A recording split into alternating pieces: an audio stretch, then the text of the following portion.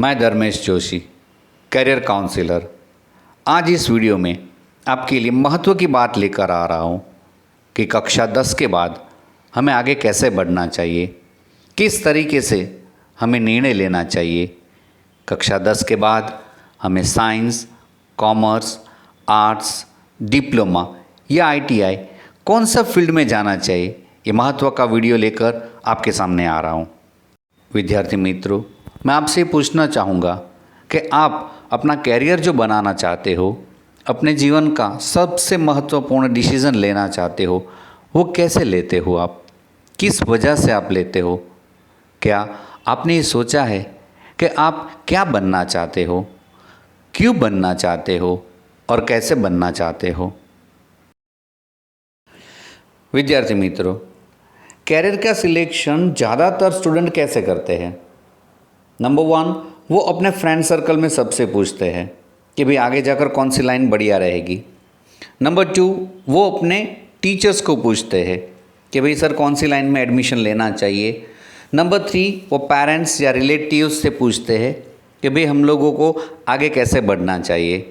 या कई लोग कभी कभी सोशल मीडिया यानी कि गूगल का भी सहारा लेकर चेक करते हैं कि आगे कौन सी लाइन का फ्यूचर अच्छा है ताकि हम वो लाइन ले।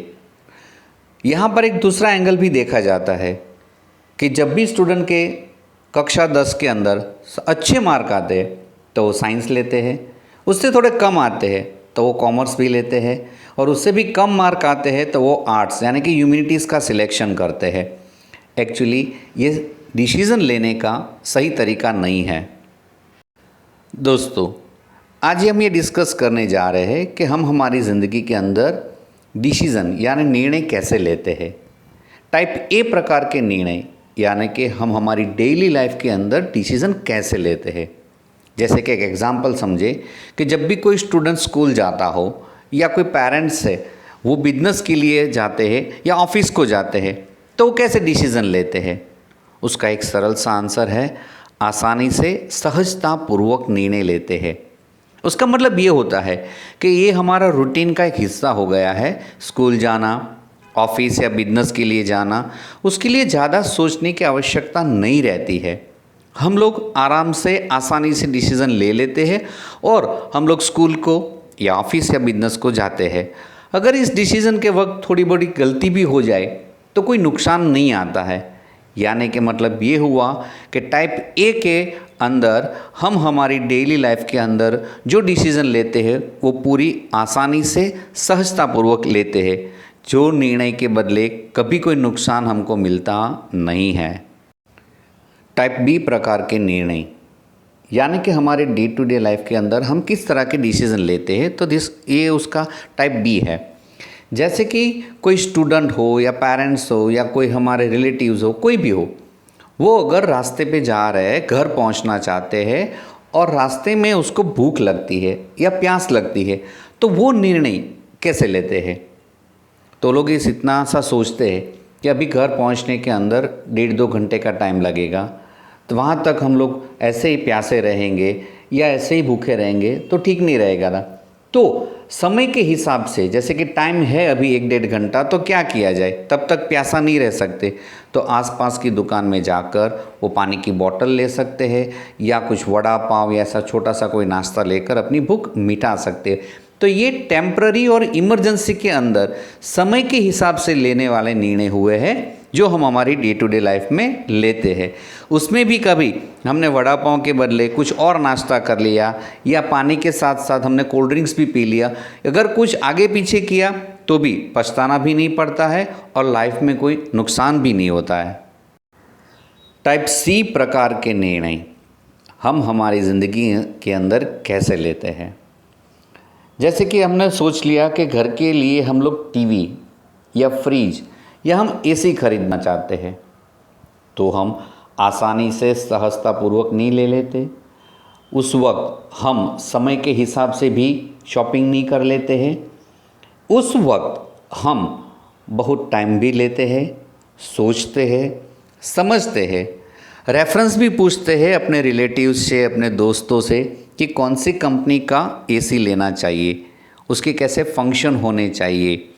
फिर हम लोग कोई अलग से शोरूम में भी जाते हैं, वहाँ पर हम लोग सारे फीचर के साथ प्राइस भी कंपेयर करते हैं और बाद में घर आकर आराम से हम ऑनलाइन भी चेक करते हैं कि जो फ्रिज या जो एसी हम लेना चाहते हैं वो कैसा है, गारंटी वारंटी कैसी है, प्राइस कैसी है।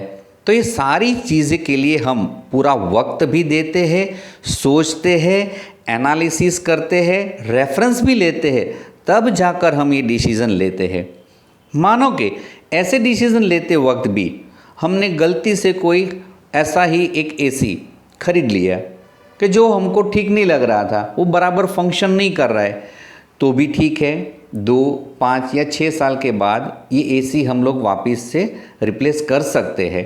तो लाइफ में कोई दिक्कत नहीं आती है, ठीक है, 3-4 साल तक हमको सहन करना पड़ेगा क्योंकि हमारा डिसीज़न गलत था, लेकिन लाइफ नहीं बिगड़ती है। तो इस तरह के जो डिसीज़न होते हैं उसको हम टाइप सी कहते हैं। दोस्तों, टाइप डी प्रकार के निर्णय यानी कि ऐसे डिसीज़न जिसके लिए हमको सोचना पड़ता है, वो होता है हर विद्यार्थी के जीवन के अंदर कारकिर्दी यानी कि कैरियर बनाने का निर्णय। ये निर्णय लेते वक्त हम सिर्फ कोई ना कोई एंट्रेंस क्लास टेस्ट अटेंड कर लेते हैं या हम लोग रेफरेंस के लिए फ्रेंड्स को पूछ लेते हैं या कोई हमको बताता है, ये बात मानकर हम लोग निर्णय ले लेते हैं। और कभी हमने अगर आफ्टर 10th स्टैंडर्ड हम कॉमर्स वाले स्टूडेंट साबित हुए और हमने गलती से साइंस ले लिया तो कंपलसरी हमको आगे के 11th और 12th स्टैंडर्ड भी साइंस में पढ़ने पड़ेंगे और उसके बाद कॉलेज भी साइंस के अंदर पढ़नी पड़ेगी और उसके बाद जो कैरियर मिलते हैं उसी के अंदर ही हमें आगे बढ़ना पड़ेगा। यानी कि हमको वो 2, 4 या 6 साल के बाद हमारा निर्णय चेंज करने का मौका नहीं मिलेगा। तो ऐसे जो गंभीर निर्णय होते हैं जहाँ पर हमको हमारा इंटरेस्ट चेक करना चाहिए, रेफरेंस लेना चाहिए, हमारी कैपेसिटी देखनी चाहिए, ये बिल्कुल हम सोचते नहीं हैं और बस किसी ने कहा तो हमने मान लिया और वो डिसीज़न ले लिया, फिर आगे उसी लाइन पर हम बढ़ते रहते हैं। ना हमको अंदर से खुशी होती है, ना कुछ हमको जज्बा रहता है, बस टाइम पास करते रहते हैं और बोलते कि यार कैरियर में कुछ रखा ही नहीं है। विद्यार्थी मित्रों, कैरियर पसंदगी के वक्त हमको ये ध्यान में रखना चाहिए कि स्टूडेंट का सही मायने पे क्या कैपेबिलिटी है वो चेक करना चाहिए कि उस फील्ड के लिए वो कैपेबल है कि नहीं। उसके साथ साथ हमको ये चेक करना चाहिए कि उसके लिए उस फील्ड में अपॉर्चुनिटी है या नहीं है। उसके बाद स्टूडेंट को सही मायने में उस फील्ड में इंटरेस्ट है कि नहीं और उसके बाद सबसे महत्व की बात चेक करनी चाहिए कि उसके पास उस तरह की स्किल है कि नहीं। ये 4-5 फैक्टर हम लोग सोचेंगे नहीं और सिर्फ हम लोग दूसरों का ही देखेंगे और ऐसे ही करियर सिलेक्ट करेंगे तो ये यकीनन आगे जाकर पछतावा ही होगा। बेटर है कि आफ्टर 10th के बाद पहले एक बार चेक किया जाए कि कौन से फील्ड में जाना चाहिए। Dear students and parents, standard 10th के बाद कौन से फील्ड में आगे बढ़ना चाहिए, ये सारे पैरामीटर लगाकर किस तरीके से सही तरीके से डिसीज़न लेना चाहिए, इसके लिए हमारी कंपनी D. कंसल्टेंसी आपको हेल्प कर सकती है। आप हमारा कांटेक्ट कर सकते हो। एक साइकोलॉजी और एक साइंटिफिक टेस्ट की मदद से हम लोग आपकी मदद करेंगे कि कौन सा फील्ड आपके लिए बेटर रहेगा ताकि आप अपना कैरियर सही तरीके से बना सको। Thank you. Have a nice day.